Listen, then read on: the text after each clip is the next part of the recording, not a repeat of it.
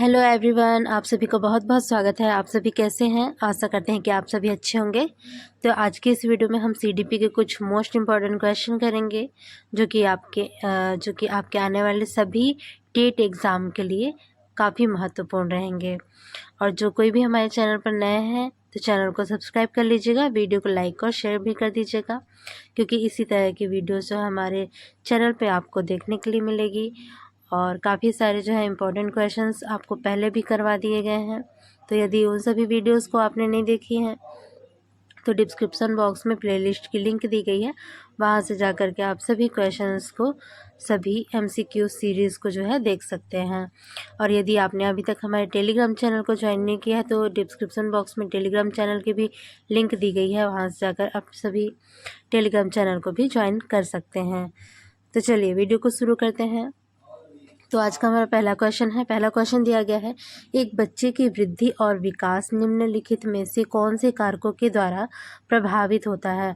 यहाँ पर पूछा गया कि जो वृद्धि और विकास होता है वह किन किन कारकों के द्वारा जो है प्रभावित होता है। तो यहाँ पर ऑप्शन दिया गया है परवरिश की शैली पर, आनुवांशिक ढांचा एवं संरचना पर, विद्यालयी अनुभव पर और व्यक्तिगत रुचि पर। तो यहाँ पर आपका राइट आंसर हो जाएगा ऑप्शन नंबर डी, क्योंकि इन सभी कारकों से जो है आपका वृद्धि और विकास जो है प्रभावित होता है। तो कौन कौन से कारक हैं? आपका परवरिश करने की शैली, ठीक है, परवरिश करने का जो तरीका है वे भी क्या करता है, वृद्धि और विकास को बालक के प्रभावित करता है। आनुवांशिकता भी जो है बच्चे को प्रभावित करती है, बच्चे के वृद्धि एवं विकास को। और साथ ही विद्यालयी अनुभव, विद्यालय का जो वातावरण होता है वह भी जो है, विद्यालय का वातावरण जो होता है यह भी बच्चे के वृद्धि और विकास को प्रभावित करता है। और उसकी रुचियां भी जो हैं, बच्चे की रुचियां भी जो हैं उसके वृद्धि एवं विकास को प्रभावित करती हैं। तो चलिए अब हम थोड़ा सा डिटेल्स देखेंगे इसका।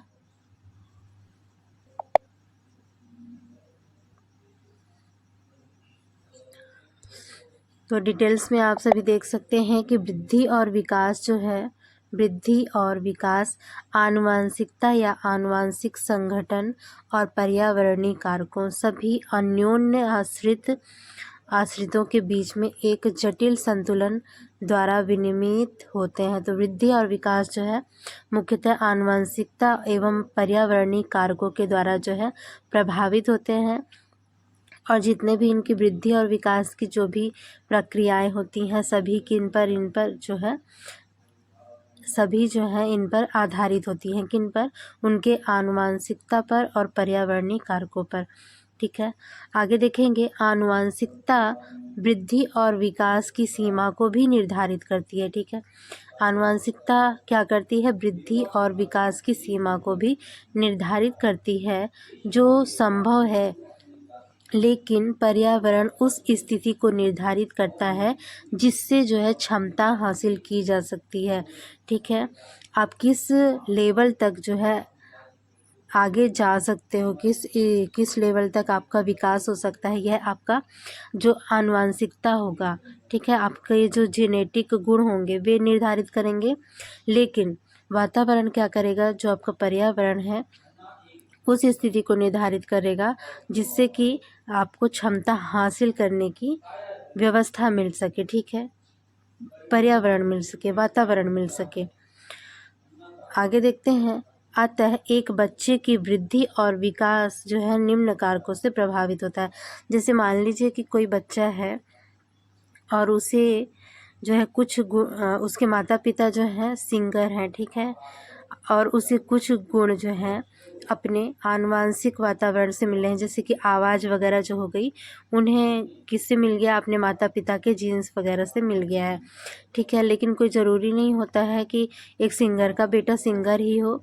यदि उस बच्चे को, ठीक है, वैसा माहौल प्रोवाइड करा दिया जाए जिससे कि उसकी सिंगिंग काफ़ी अच्छी हो सके, ठीक है, उसकी आवाज़ तो अच्छी है ही, लेकिन यदि ऐसा माहौल उसे प्रोवाइड करा दिया जाए कि वो सिंगर मतलब गाना भी अच्छे तरीके से गा सके, ठीक है, सुर में सुर मिला सके, ठीक है, तो ऐसा अगर वातावरण प्रोवाइड कर दिया जाए तो तो क्या होता है उसके वृद्धि और विकास में ये जो है काफ़ी महत्वपूर्ण भूमिका निभाता है।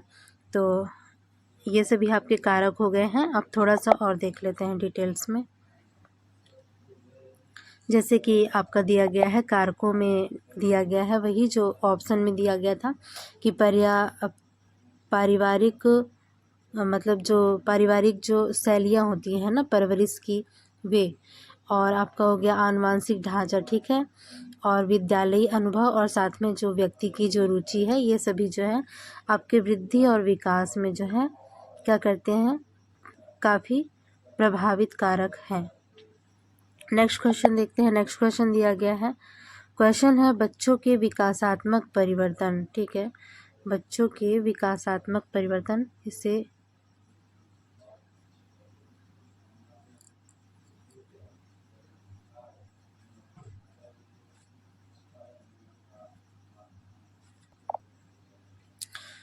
तो दूसरा क्वेश्चन यही दिया गया है कि बच्चों में विकासात्मक परिवर्तन।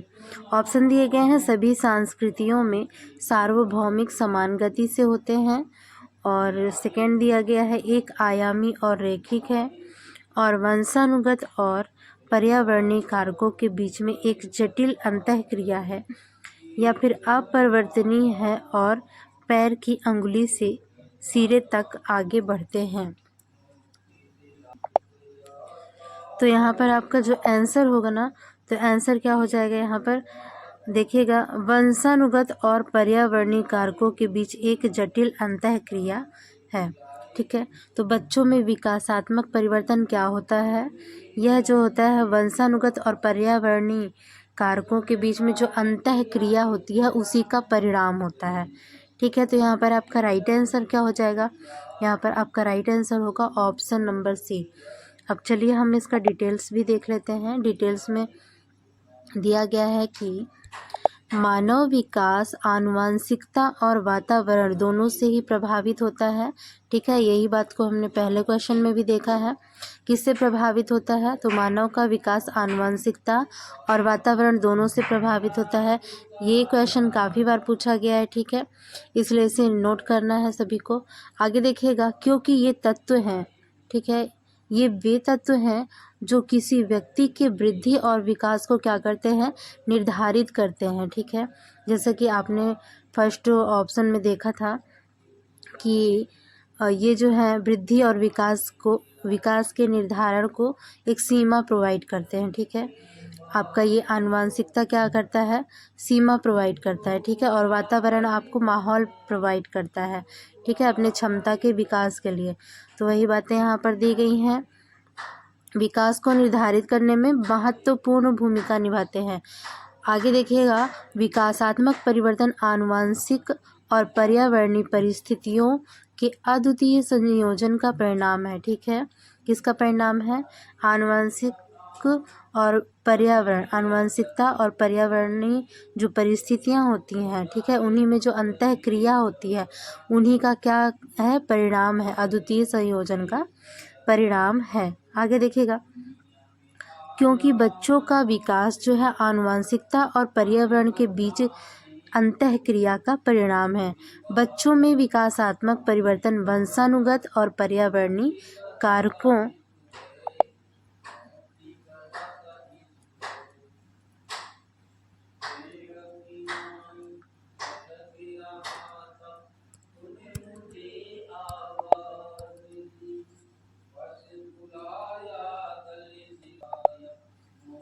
पर्यावरणीय कारकों के बीच एक जटिल अंतःक्रिया है, जो कि सभी जन्मजात लक्षण, प्रवृत्ति और बुद्धिलब्धि आनुवंशिकता पर निर्भर करते हैं। आनुवंशिकता पर कौन कौन सी चीज़ें जो है निर्भर करती हैं, तो जो जन्मजात लक्षण हो गए, ठीक है, और प्रवृत्ति हो गई, बालकों की जो प्रवृत्ति होती है वह, बालकों की जो बुद्धिलब्धि होती है वह, ये तीनों चीज़ें क्या करती हैं, आनुवंशिकता पर निर्भर करती हैं, तथा सभी मानसिक और सामाजिक लक्षण जो हैं किस पर निर्भर करते हैं, तो यह पर्यावरण पर निर्भर करते हैं, ठीक है। तो ये 2 पॉइंट और भी नोट करने वाले हैं, तो इन्हें भी आप सभी को याद रखना है।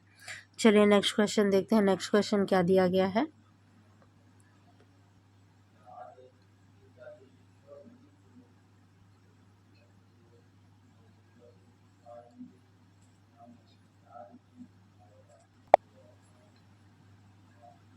नेक्स्ट क्वेश्चन दिया गया है, यहाँ पर अभिकथन दे दिया गया है, सभी संस्कृतियों में बच्चे एक ही उम्र के एक ही तरीके से विकास के चरणों से गुजरते हैं।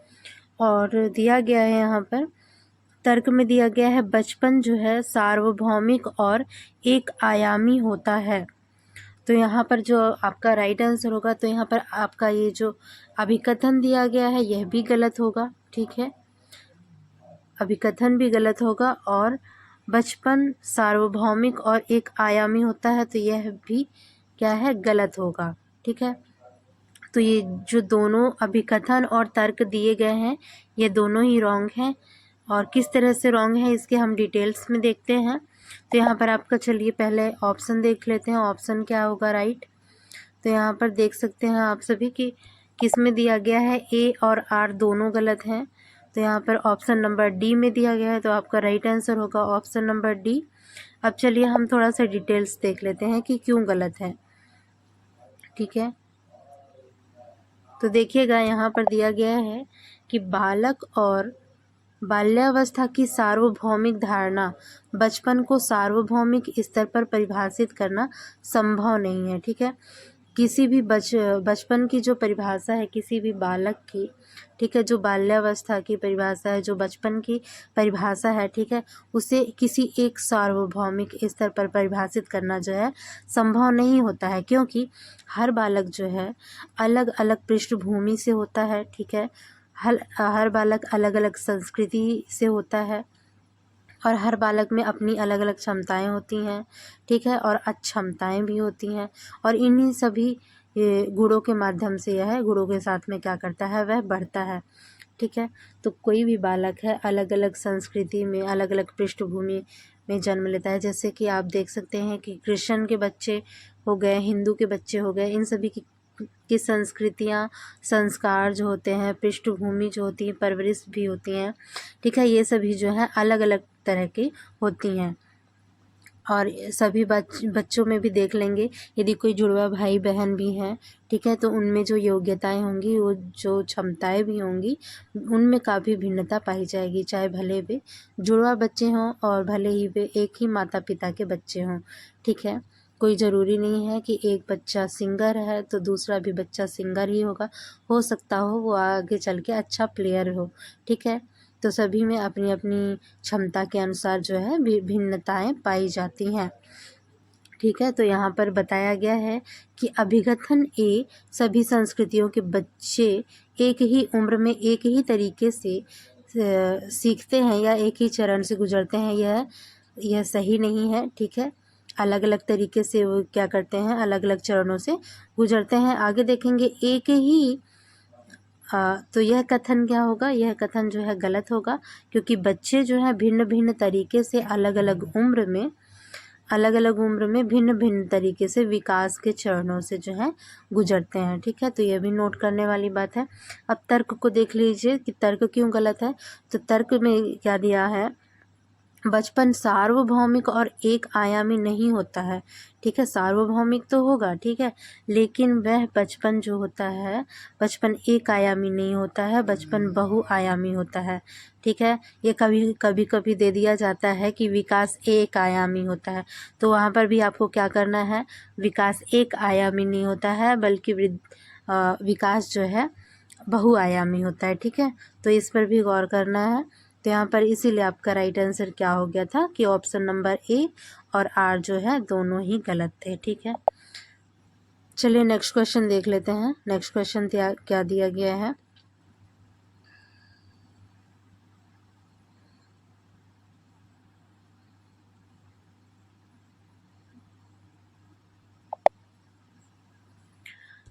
नेक्स्ट क्वेश्चन दिया गया है, इसमें भी अभिकथन दिया गया है। अभिकथन में दिया गया है कि सामाजिकरण उस स्कूल में ही होता है जब बच्चे स्कूल जाना शुरू करते हैं।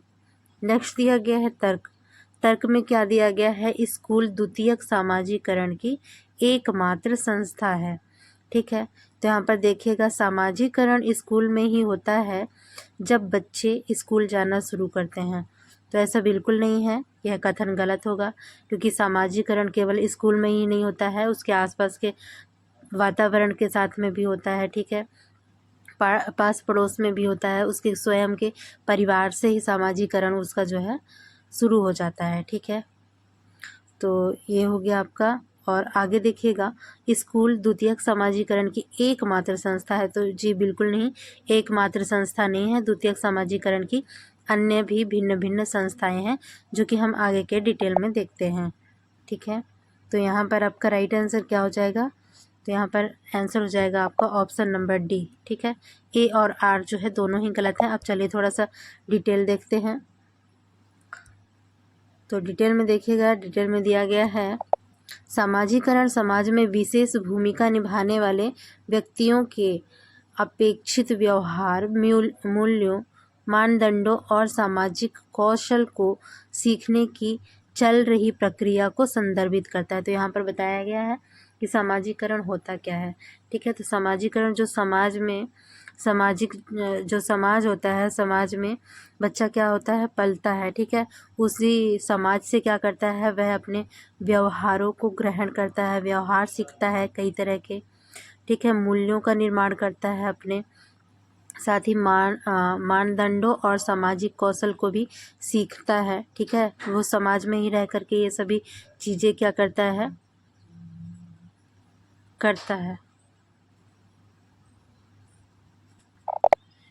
मतलब कि वो समाज में ही रह करके ये सभी चीज़ें क्या है, सीखता है, ठीक है।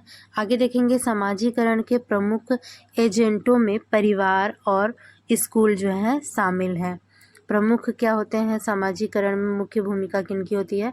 पहली भूमिका तो आपके परिवार की होगी और सेकेंड जो होती है वह स्कूल की होती है, ठीक है। लेकिन इसके साथ साथ यहाँ पर बताया गया प्राथमिक समाजीकरण कहाँ होता है, तो आपके परिवार में होगा, ठीक है। और सेकेंडरी जो होता है स्कूल उसमें शामिल होता है। और साथ ही सेकेंडरी में और कौन कौन से आ जाएंगे आपके, मीडिया, सहकर्मी समूह, ठीक है, अन्य प्रमुख सामाजिक संस्थाएं होती हैं, जैसे धर्म और कानून व्यवस्था भी इन सभी में शामिल है, ठीक है। आगे देखेंगे, अतः इस संदर्भ में सामाजिकरण स्कूल में ही नहीं वरन परिवार, मीडिया व आसपास के वातावरण से भी प्राप्त होता है, ठीक है। और द्वितीयक माध्यमिक सामाजिकरण में सिर्फ स्कूल ही नहीं बल्कि पास पड़ोस, मीडिया, सहकर्मी, समाज के कानून आदि जो हैं इसमें शामिल होते हैं, ठीक है। तो इस प्रकार आपका आंसर क्या हो गया, ऑप्शन नंबर डी, ठीक है। प्राथमिक सामाजिकरण की संस्था किसे कहेंगे, तो परिवार कहेंगे। और सेकेंडरी क्या हो जाएगी, सेकेंडरी आपका स्कूल हो जाएगा, पास पड़ोस का वातावरण हो जाएगा, पास पड़ोस हो जाएगा, ठीक है। स्कूल, मीडिया ये सभी जो हैं इसके अंतर्गत सम्मिलित होते हैं। चलिए अब नेक्स्ट देखते हैं, नेक्स्ट क्वेश्चन क्या है।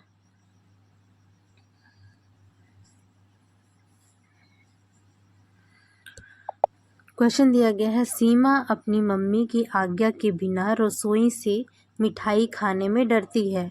उसे लगता है कि मम्मी को पता लगने पर उसे सजा मिलेगी, ठीक है। कोहलबर्ग के नैतिक विकास के सिद्धांत के अनुसार सीमा किस स्तर पर है, ठीक है। यदि आप सभी ने कोहलबर्ग के सिद्धांत का थ्योरी सेशन नहीं देखा है तो डिस्क्रिप्शन बॉक्स में लिंक दी गई है, वहाँ से जा कर के आप उस वीडियो को भी देख सकते हैं। तो चलिए इसका आंसर देखते हैं।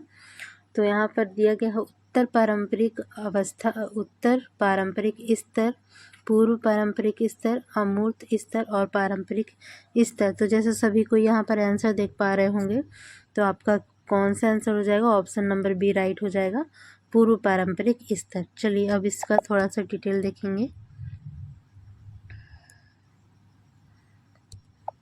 देखिएगा, सीमा अपनी मम्मी की आज्ञा के बिना रसोई से मिठाई खाने में डरती है। उसे लगता है कि मम्मी को पता लगने पर उसे सजा मिलेगी। कोहलबर्ग के नैतिक विकास के सिद्धांत के अनुसार जो सीमा है वह पूर्व पारंपरिक स्तर की प्रारंभिक अवधि में है, ठीक है, जो कि है दंड और आज्ञाकारिता से संबंधित है, ठीक है।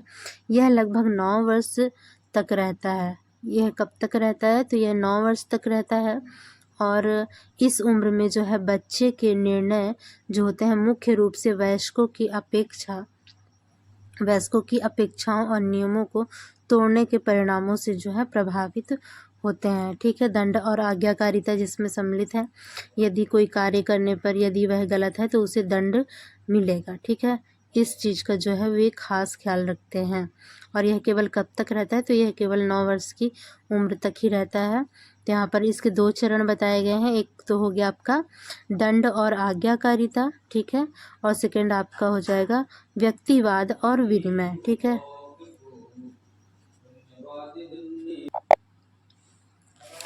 नेक्स्ट क्वेश्चन दिया गया है। नेक्स्ट क्वेश्चन दिया गया है जीन पियाजे के अनुसार संज्ञानात्मक विकास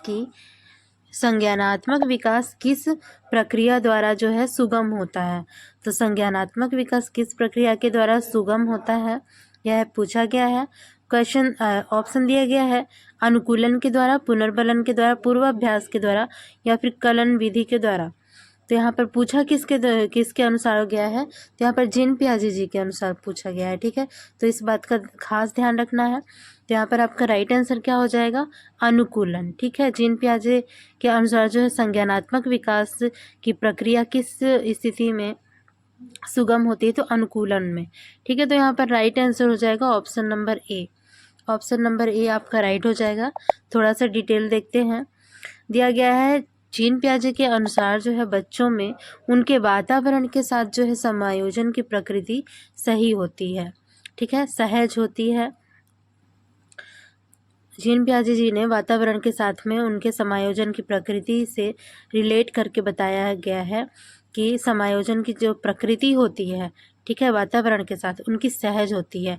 ठीक है, और साथ ही बच्चों की इस प्रकृति को क्या कहा जाता है, उन्होंने क्या कहा है, अनुकूलन कहा है। ठीक है, तो पियाजे जी के अनुसार जो है बालक अपने प्रारंभिक जीवन से ही अनुकूलन जो है करने लगता है। ठीक है, आगे देखेंगे, जब कोई बच्चा माहौल में किसी उद्दीपक परिस्थितियों के सामने होता है तो उस समय उसकी विभिन्न मानसिक क्रियाएं अलग अलग कार्य ना करके एक साथ संगठित होकर कार्य करती हैं। ठीक है, अलग अलग तरह की क्रियाएं ना करके क्या करती हैं, वे एक साथ संगठित हो जाती हैं और एक साथ संगठित होकर के कार्य करती हैं। ठीक है, किसी चीज़ जो उद्दीपक है उसको प्राप्त करने के लिए। आगे देखेंगे, और एक ज्ञान अर्जित करती हैं। ठीक है, और क्या करता है, उससे जो है अनुभव होता है, तो उसके द्वारा वो है क्या करता है, एक नए ज्ञान का निर्माण करता है। यही क्रिया जो है हमेशा मानसिक स्तर पर चलती रहती है। यहाँ पर बताया कि इसके अनुसार गया है जीन पियाजे जी के अनुसार, तो इस बात का खास ध्यान रखना है। साथ ही वातावरण के अनुसार मनुष्य का जो संबंध होता है, वातावरण के साथ मनुष्य का जो संबंध होता है, उस संबंध को क्या कहते हैं, उस संबंध को संगठन आंतरिक रूप से क्या करता है, प्रभावित करता है, जबकि अनुकूलन जो है बाहरी रूप से। ठीक है, तो क्या करता है, आंतरिक रूप से प्रभावित करता है संबंध जो होता है, और जो अनुकूलन होता है वह क्या करता है, वह बाहरी रूप से प्रभावित करता है। ठीक है, तो इसका मतलब यह कह सकते हैं कि इस प्रकार जो है जीन पियाजे जी के अनुसार जो संज्ञानात्मक विकास है वह अनुकूलन प्रक्रिया के द्वारा क्या होता है, सुगम होता है। सारी परिस्थितियों में क्या किया गया है, अनुकूलन शब्द का ही यूज़ किया गया है। तो जीन पियाजे जी के साथ में अनुकूलन यदि शब्द का यूज़ भी आता है, ठीक है, तो उसे एक टैग वर्ड के रूप में भी आप उसे यूज़ कर सकते हैं। ठीक है, तो वातावरण हो, अनुकूलन हो, तो ये ठीक है, ये सभी जो है आपके जीन पियाजे जी से संबंधित है। ठीक है, वातावरण के साथ अंतः क्रिया भी यदि दिखाई दे आपको ऑप्शन में, तो वहाँ पर भी यह राइट होगा। ठीक है, तो अब चलते हैं नेक्स्ट क्वेश्चन पे। नेक्स्ट क्वेश्चन क्या दिया गया है, क्वेश्चन दिया गया है जीन पियाजे जी के द्वारा प्रस्तावित विशेषताओं के साथ चरणों की सही सुमेलित जोड़ी चुनिए। ठीक है, यहाँ पर जोड़ी बनाने के लिए दिया गया है जीन पियाजे जी के अनुसार ही। ठीक है, तो चलिए यहाँ पर देख लेते हैं, थोड़ा सा इसे छोट करते हैं। तो यहाँ पर सबसे पहले गौर क्या करना है कि पूछा क्या गया है। तो यहाँ पर सही सुमेलित मतलब सही मिलान वाली जोड़ी को पूछा गया है कि सही मिलान वाली जोड़ी कौन सी है। तो यहाँ पर देखेंगे संवेदी चालक अवस्था के साथ में क्या दे दिया गया है, नाटकीय खेल में संलग्न, ठीक है। और पूर्व संक्रियात्मक अवस्था में क्या दिया गया है, वस्तु स्थायित्व का प्रारंभ, ठीक है। मूर्त संक्रियात्मक अवस्था में क्या दिया गया है, क्रियाओं को मानसिक तौर पर परिवर्तन में सक्षम। फिर दिया गया है डी नंबर पे आपका अमूर्त संक्रियात्मक अवस्था में परिकल्पित निगमनात्मक तर्क में सक्षम, ठीक है। तो यहाँ पर आपके जो ऊपर के सभी ऑप्शन है ये सभी रॉन्ग है, ठीक है। इसका हम डिटेल्स में देखेंगे कि कौन सी अवस्था में क्या क्या चीज़ें आपको देखने के लिए मिलेंगी। तो यहाँ पर आपका राइट आंसर होगा अमूर्त संक्रियात्मक अवस्था के साथ में क्या होता है, परिकल्पित निगमनात्मक तर्क में सक्षम, ठीक है, हो जाता है। बालक क्या करता है, अमूर्त संक्रियात्मक अवस्था जब उसे आती है मतलब प्राप्त करता है, अमूर्त संक्रियात्मक अवस्था में जब बालक आ जाता है, प्रवेश करता है, तब उसमें कौन कौन सी क्षमताएं आ जाती हैं, तो उसमें परिकल्पित निगमनात्मक तर्क करने में वह क्या हो जाता है, सक्षम हो जाता है। तो यहाँ पर आपका राइट आंसर क्या बन रहा है, तो यहाँ पर आपका राइट आंसर बन रहा है ऑप्शन नंबर डी। और बाकी के ऊपर के जो 3 ऑप्शन है ये बिल्कुल रॉन्ग है, ठीक है। तो यहाँ पर आपका राइट आंसर होगा ऑप्शन नंबर डी। तो चलिए अब हम नेक्स्ट देखते हैं इसका डिटेल।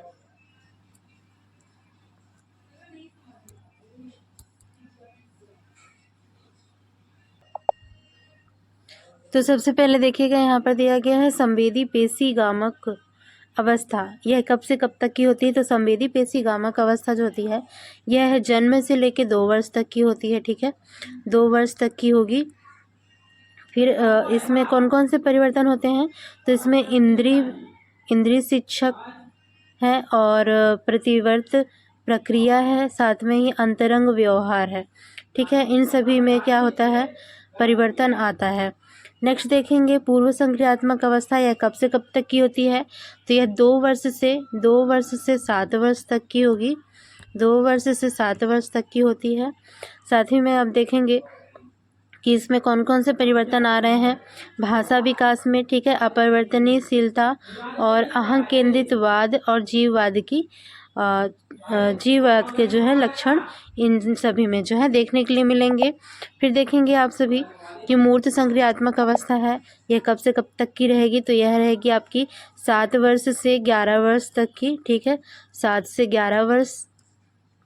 और इसमें कौन कौन से परिवर्तन आपको देखने के लिए मिलेंगे, तो तर्क शुरू कर देता है बालक, ठीक है, जब 7 वर्ष का हो जाता है तो, और प्रतिवर्ती प्रक्रियाएं भी शुरू कर देता है, साथ में वर्गीकरण मतलब विभाजन भी करना शुरू कर देता है, साथ में संरक्षण भी शुरू कर देता है, ठीक है। नेक्स्ट देखेंगे अनौपचारिक संक्रियात्मक अवस्था, तो यह आपकी चलती है 11 वर्ष से किशोरावस्था तक, ठीक है, 11 वर्ष से किशोरावस्था तक, आप मान सकते हैं कि 18 वर्ष, ठीक है, तक जो है चलती है। तो इसमें कौन कौन से आपको परिवर्तन देखने के लिए मिलते हैं, तो परिकल्पित निगमनात्मक तर्क में सक्षम हो जाते हैं बच्चे और चिंतन भी करने लगते हैं, अपसारी अभिसारी चिंतन दोनों प्रकार के करने लगते हैं, और साथ ही सृजनात्मक चिंतन भी जो है ये करने लगते हैं, ठीक है। अब चलिए नेक्स्ट क्वेश्चन देखते हैं। नेक्स्ट क्वेश्चन क्या दिया गया है, नेक्स्ट क्वेश्चन दिया गया है, क्वेश्चन है लेव वाइगोत्स्की के अनुसार बच्चों को सीखने में सक्षम बनाने के लिए इनमें से कौन से कारक की महत्वपूर्ण भूमिका है, संवाद, व्याख्यान, सजा या फिर पुरस्कार। तो लेव वाइगोत्स्की के अनुसार पूछा गया है, तो जो आपका संवाद है, ठीक है, यही आपका राइट आंसर होगा। तो यहाँ पर राइट आंसर क्या होगा, ऑप्शन नंबर ए, ठीक है, संवाद। नेक्स्ट क्वेश्चन इसका थोड़ा सा डिटेल देख लेते हैं। डिटेल में बताया गया है कि लेव वाइगोत्स्की के अनुसार बच्चों को सीखने में सक्षम बनाने के लिए संवाद की महत्वपूर्ण भूमिका होती है, ठीक है, संवाद यानी वार्तालाप करना, ठीक है। वाइगोत्स्की ने भाषा को अधिगम और विकास के बीच एक महत्वपूर्ण मध्यस्थ के रूप में माना है।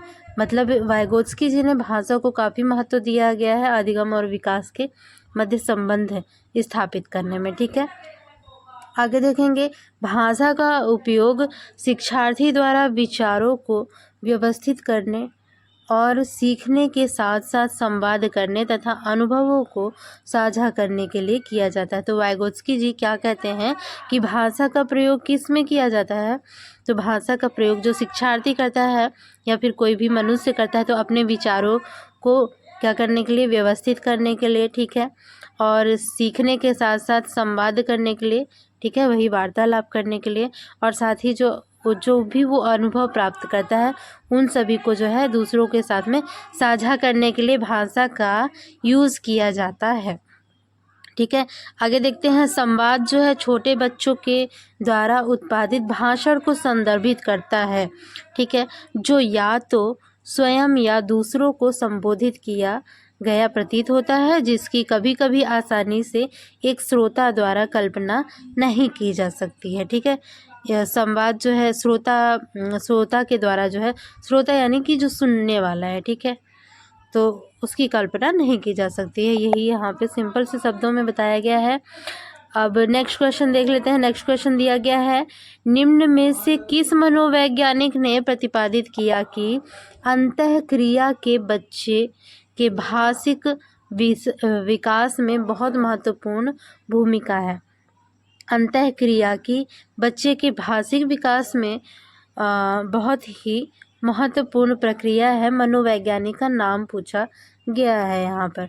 ठीक है, तो यहाँ पर ऑप्शन दिए गए हैं, जीन पियाजे, लेव वाइगोत्स्की, B.F. स्किनर या फिर नॉम चॉम्स्की। तो यहाँ पर देखते हैं आपका राइट आंसर। तो यहाँ पर आपका देख सकते हैं, आपने अभी डिटेल में जाना था। ठीक है, तो यहाँ पर आपका राइट आंसर क्या हो जाएगा? किस मनोवैज्ञानिक ने प्रतिपादित किया कि अंतःक्रिया कि बच्चे के भाषिक विकास में बहुत महत्वपूर्ण होती है। तो भाषा को महत्व किसने दिया है? लेव वाइगोत्स्की जी ने। अभी आपने पढ़ा ना, तो यहाँ पर आपका राइट आंसर क्या होगा? Option number B. ठीक है, ये क्वेश्चन तो बन जाना चाहिए था आप सभी को, क्योंकि अभी अभी इसके पहले क्वेश्चन में आपने किया है। ठीक है, तो वही बातें यहाँ पर फिर से बताई गई हैं, दोहराई गई हैं। फिर भी मैं एक बार हम पढ़ देते हैं इसको। दिया गया है, लेव वाइगोत्स्की ने प्रतिपादित किया है कि अंतःक्रिया बच्चे के भाषिक विकास में जो है बहुत महत्वपूर्ण भूमिका निभाती है। ठीक है, वाइगोत्स्की ने भाषा को अधिगम और विकास के बीच में एक महत्वपूर्ण मध्यस्थ के रूप में माना है। वाइगोत्स्की जी मानते हैं कि संज्ञानात्मक विकास संस्कृतियों में जो है भिन्न भिन्न होता है। ठीक है, इस प्रकार जो है अधिगम सामाजिक परिवेश में अंतःक्रिया करने के साथ साथ अपने मन और विचारों का पुनर्निर्माण करना और उन्हें दूसरों के साथ में साझा करना था। ठीक है, साथ ही भाषा जो है, भाषा का उपयोग शिक्षार्थी द्वारा विचारों को व्यवस्थित करने और सीखने के साथ साथ में संवाद करने और अनुभवों को साझा करने के लिए किया जाता था। और वाइगोत्स्की के अनुसार जो है बच्चे वयस्क और साथियों के साथ जो अंतःक्रिया से सीखते हैं। ठीक है, बच्चे कैसे सीखते हैं, ये काफ़ी मेन इम्पॉर्टेंट पॉइंट है। ठीक है, एज इट इज़ लाइन आपको याद रखनी है कि बच्चे जो हैं वयस्कों और साथियों के साथ जो है अंतःक्रिया के द्वारा सीखते हैं। ठीक है, अर्थात वाइगोत्स्की जी ने, अगर यहाँ पर समाज भी यूज़ किया जाता है ना, तो समाज भी काफ़ी राइट आंसर होगा कि समाज के साथ में बच्चे अंतःक्रिया के द्वारा सीखते हैं। ठीक है, तो यह भी ध्यान रखना है। और लेव वाइगोत्स्की के अनुसार जो है भाषा संज्ञानात्मक विकास में महत्वपूर्ण भूमिका निभाती है। तो 2 पॉइंट यहाँ पर नोट कर लीजिएगा कि वाइगोत्स्की दिखे और यदि समाज दिखे। ठीक है, तो समाज को हम टैग वर्ड के रूप में यूज़ कर सकते हैं। वाइगोत्स्की हमेशा समाज के साथ में ही जाएंगे और भाषा के साथ में ही जाएंगे।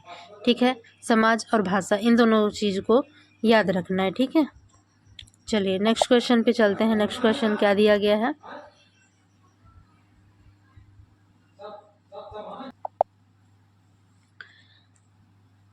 नेक्स्ट क्वेश्चन दिया गया है, क्वेश्चन है, तार्किक गणितीय बुद्धि को क्षमताओं में क्या शामिल है?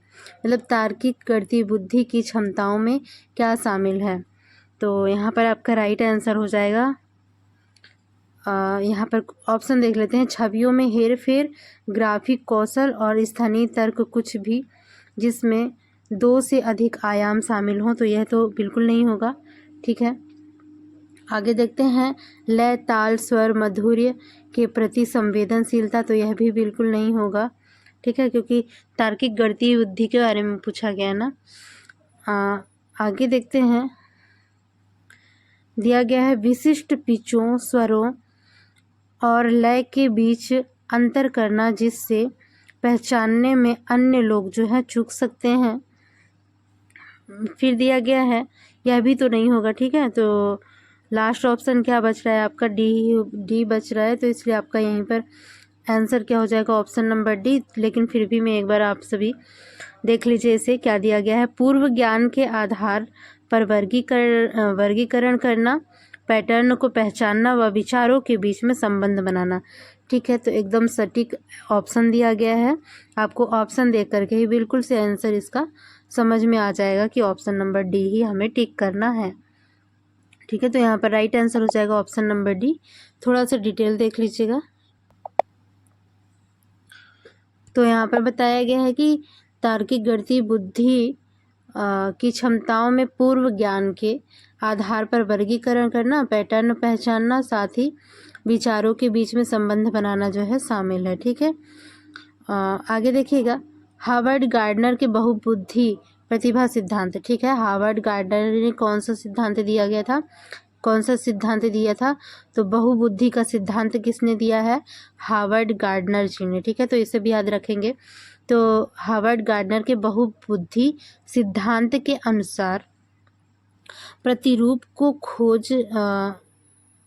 खोजना या फिर खोजने की एवं तर्क की लंबी श्रृंखला को हल करने की क्षमता और संवेदनशीलता तार्किक गणितीय बुद्धि वाले एक व्यक्ति की विशेषता है। ठीक है, उन्होंने तार्किक रूप से समस्याओं का विश्लेषण करने और गणितीय संचालन और साथ ही वैज्ञानिक जांच करना, स्वरूपों का पता लगाने की क्षमता और तर्क की लंबी श्रृंखला को संभालने की क्षमता को बताया है।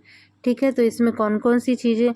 तार्किक रूप से जो समस्या को हल कर रहे हैं, ठीक है, विश्लेषण भी कर रहे हैं, गणितीय संचालन भी कर रहे हैं, वैज्ञानिक रूप से जांच भी कर रहे हैं किसी भी समस्या का, और उस समस्या के स्वरूपों का पता भी लगा रहे हैं, और साथ ही तर्क की लंबी श्रृंखला को संभालते भी हैं। ठीक है, तो ये सभी जो है आपके तार्किक गणितीय बुद्धि की क्षमताओं में जो है शामिल किया गया है। तो ये था आपका right answer, option number D. तो इस वीडियो में सिर्फ इतना ही, मिलते हैं इसके नेक्स्ट पार्ट में। ठीक है, क्योंकि वीडियो काफ़ी लंबी हो जाएगी, क्योंकि ढेर सारे क्वेश्चन हैं, कोई 1-2 क्वेश्चन की बात नहीं है, अभी कम से कम 50 क्वेश्चन है। ठीक है, तो मिलते हैं इसके नेक्स्ट पार्ट में। ऐसे थोड़ा थोड़ा करके हम पूरा जो है पूरा जो है चैप्टर इसका कवर करेंगे। ठीक है, सीडीपी का जितना भी प्रीवियस ईयर का क्वेश्चन पेपर है उससे हम धीरे धीरे करके डिटेल्स के साथ में जो है सॉल्व करेंगे। तो वीडियो अच्छी लगी हो तो वीडियो को लाइक कीजिएगा, शेयर कीजिएगा, चैनल को सब्सक्राइब कीजिएगा।